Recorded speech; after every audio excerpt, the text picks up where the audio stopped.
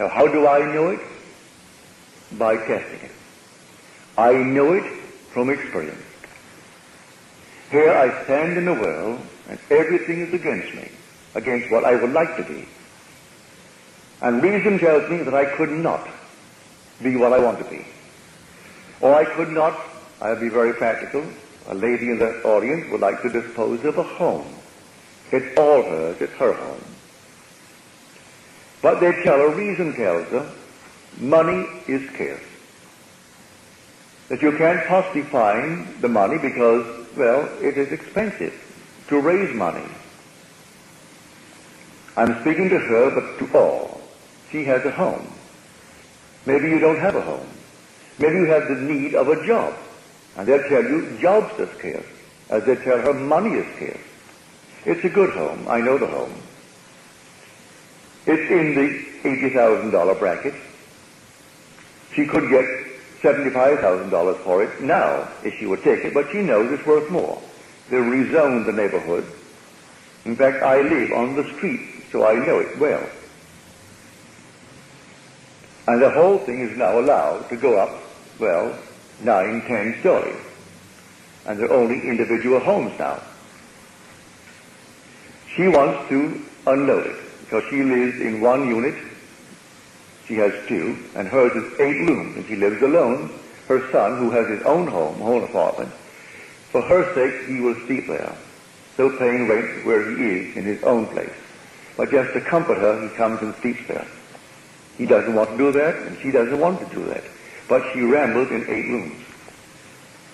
I've told her, and I will tell her over and over and over. So they say, how often, Lord, how often must I do it? Just 70 times 7. You cannot sleep in your place physically and in your imagination in that state and still dispose of it.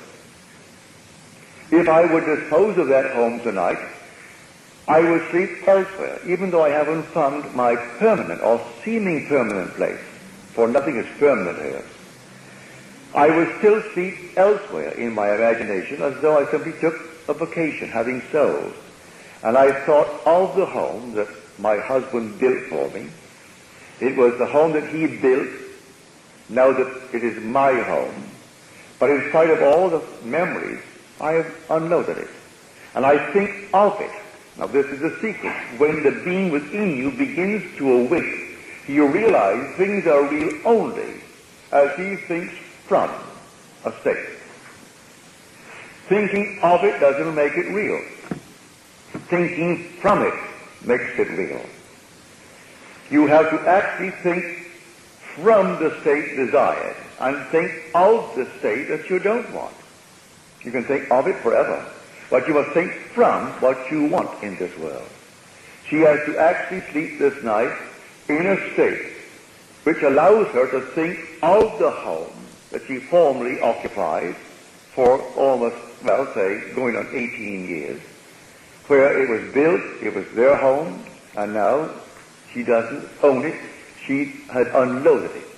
So she thinks of it and not from it. It's all the difference in the world between thinking from what you want and thinking of what you want. I can think of a state from now to the end of time and never realize it. Let me begin tonight to think from it. Don't ask yourself how it happened, through whom it happened. Just let me think from it. Because the being who is thinking from it is that second man.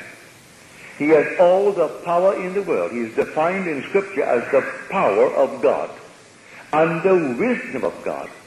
He has all that it takes to devise all the means necessary to unload that place in the immediate present if you think from instead of. I am telling you this from my own personal